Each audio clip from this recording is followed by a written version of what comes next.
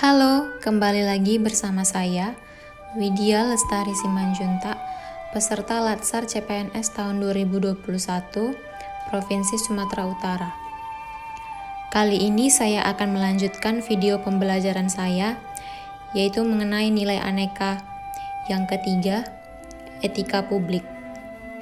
Kali ini saya akan membahas materi mengenai etika publik dan penerapan nilai-nilai etika publik di lingkungan sehari-hari di unit kerja. Dalam pembelajaran kali ini kita akan mempelajari tentang pengertian etika, definisi etika publik, kode etik ASN, nilai-nilai dasar etika publik, definisi dan lingkup etika publik, pengertian kode etik, tuntutan etika publik dan kompetensi, serta perilaku pejabat publik. Pertama sekali kita harus mengetahui apa itu etika. Etika adalah karakter atau etos individu atau kelompok berdasarkan nilai-nilai dan norma-norma luhur. Selanjutnya, apa yang dimaksud dengan etika publik? Etika publik adalah refleksi tentang standar atau norma yang menentukan baik atau buruk, benar atau salah, perilaku atau tindakan, dan keputusan untuk mengarahkan kebijakan publik dalam rangka menjalankan tanggung jawab pelayanan publik. Kode etik merupakan peraturan yang mengatur tingkah laku dalam suatu kelompok khusus. Sudut pandangnya hanya ditunjukkan pada hal-hal prinsip dalam bentuk ketentuan-ketentuan tertulis. Kode etik ASN. Kode etik ASN diatur pada Undang-Undang Nomor 5 Tahun 2014 Pasal 5 tentang ASN. Ada 12 kode etik ASN.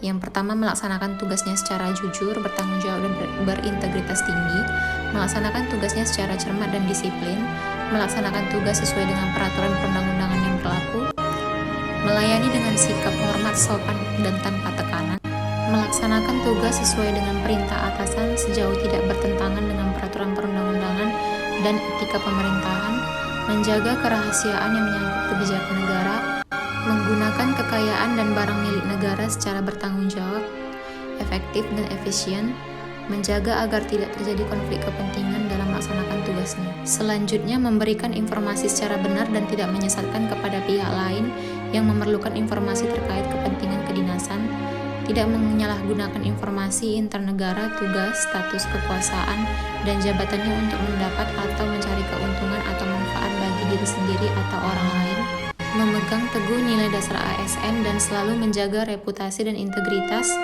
serta melaksanakan ketentuan peraturan perundang-undangan mengenai disiplin pegawai ASN.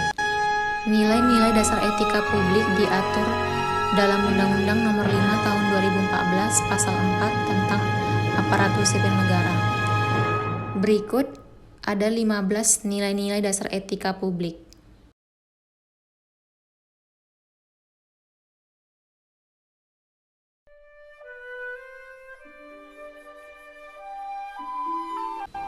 Pada prinsipnya, ada 3 dimensi etika publik. Yang pertama, dimensi kualitas pelayanan publik. 2, dimensi modalitas. 3, dimensi tindakan integritas publik. Dimensi kualitas pelayanan publik ialah moral dalam etika publik menuntut lebih dari kompetensi teknis karena harus mampu mengidentifikasi masalah-masalah dan konsep etika yang khas dalam pelayanan publik. Terdapat unsur-unsur dalam dimensi modalitas. Yang pertama, akuntabel, kedua, transparan, ketiga, netral. Akuntabel artinya pemerintahan harus mempertanggungjawabkan secara moral, hukum, dan politik atas kebijakan dan tindakan-tindakannya kepada rakyat. Transparan artinya organisasi pemerintah bisa mempertanggungjawabkan apa yang telah dilakukan dengan memberikan informasi yang relevan atau laporan terbuka terhadap pihak luar atau organisasi sendiri dan dipublikasikan. Netral artinya ASN tidak boleh memihak pada siapapun dan ASN dilarang menjadi anggota atau pengurus partai politik. Tuntutan etika publik dan kompetensi. Tanpa kompetensi etika, pejabat cenderung menjadi tidak peka, tidak peduli, dan diskriminatif terutama pada masyarakat kalangan bawah. Perilaku pejabat publik. Pejabat publik membutuhkan perubahan mindset. Yang pertama, berubah dari penguasa menjadi pelayan. Kedua, merubah dari wewenang menjadi peranan. Ketiga, menyadari bahwa jabatan publik adalah amanah yang harus dipertanggungjawabkan bukan hanya di dunia tapi juga di akhirat. 8 area perubahan reformasi birokrasi. Yang pertama, manajemen perubahan. 2. Penataan peraturan perundang-undangan. 3. Penataan dan penguatan organisasi. 4. Penataan tata laksana. 5. Penataan sistem manajemen SDM. 6. Penguatan akuntabilitas. 7. Penguatan pengawasan. 8. Peningkatan pelayanan publik. Pentingnya etika dalam urusan publik. Seorang pejabat dan pegawai pemerintah harus memiliki kewaspadaan profesional dan kewaspadaan spiritual. Kewaspadaan profesional berarti bahwa dia harus menaati kaidah-kaidah teknis dan peraturan-peraturan yang terkait dengan kedudukannya sebagai seorang pembuat keputusan. Sementara itu, kewaspadaan spiritual merujuk pada penerapan nilai-nilai kearifan, kejujuran, keuletan, sikap sederhana dan hemat, tanggung jawab, serta akhlak dan perilaku yang baik. Penggunaan kekuasaan atau legitimasi kebijakan. Legitimasi berasal dari kata lex yang artinya hukum. Legitimasi adalah kewenangan atau keabsahan. Legitimasi kekuasaan yaitu masyarakat tunduk pada kekuasaan raja-raja karena mereka percaya bahwa raja adalah satu-satunya manusia yang memegang amanat Tuhan serta memiliki kekuatan kodrat yang besar. Legitimasi sosiologis yaitu proses interaksi di dalam masyarakat yang memungkinkan sebagai besar kelompok sosial setuju bahwa seseorang patut memimpin mereka dalam periode pemerintahan tertentu. Dan legitimasi etis yaitu norma etika menjadi penopang dari berbagai ideologi dan aturan-aturan hukum yang terdapat di dalam masyarakat. Alasan legitimasi etis penting. Yang pertama, karena landasan etis memiliki basis yang sangat kuat bagi perilaku manusia. 2. Legitimasi etis berada di belakang setiap tatanan normatif dalam perilaku manusia. Ketiga, karena etika tidak mendasarkan diri pada pandangan-pandangan moral de facto yang berlaku dalam masyarakat saja. Konflik kepentingan. Konflik kepentingan merupakan tercampurnya kepentingan pribadi dengan kepentingan organisasi yang mengakibatkan kurang optimalnya pencapaian tujuan organisasi. Dalam organisasi pemerintah, konflik kepentingan akan mengakibatkan penyalahgunaan kekuasaan, pengerahan sumber daya publik yang kurang optimal, dan peningkatan kesejahteraan rakyat terabaikan. Bentuk perilaku konflik kepentingan yang pertama aji mumpung, yaitu memanfaatkan kedudukan politis untuk kepentingan yang sempit dan sistem nepotisme.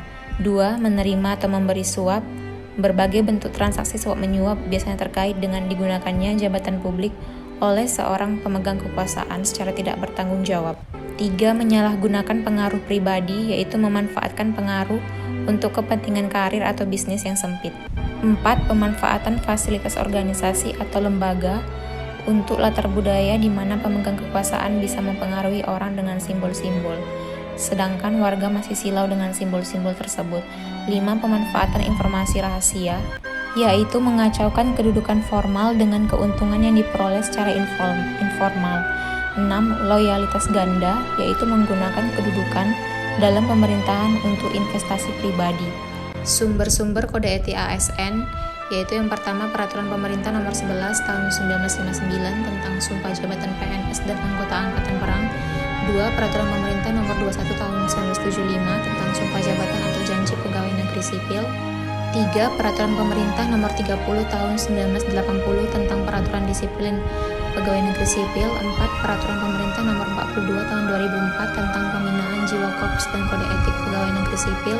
5. Tentang disiplin PNS, yaitu diatur dalam Peraturan Pemerintah Nomor 53 Tahun 2010. 5. Peraturan Pemerintah Nomor 5 Tahun 2014 tentang ASN. Inilah implementasi nilai-nilai dasar etika publik di unit kerja saya. Dalam hal ini, saya menerapkan nilai-nilai dasar etika publik, yaitu jujur dalam memberikan informasi dan bersikap terbuka dalam pelayanan.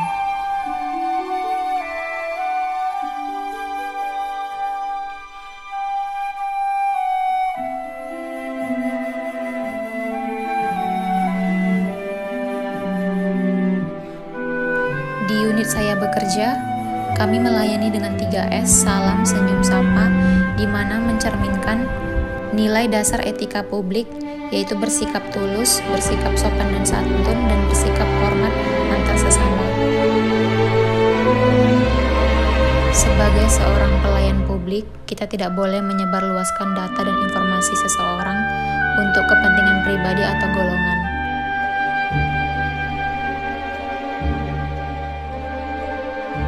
Memelihara fasilitas kantor dengan baik dan benar merupakan penerapan nilai dasar etika publik, yaitu bertanggung jawab dalam menggunakan barang milik negara.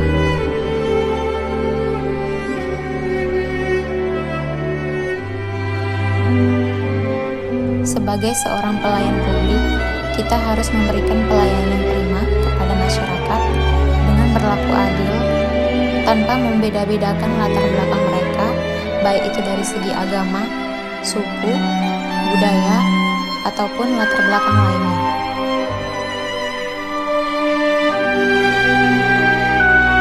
Demikianlah pemaparan saya mengenai materi etika publik beserta implementasi nilai-nilai dasar etika publik di unit kerja saya. Terima kasih, sampai jumpa di video selanjutnya ya.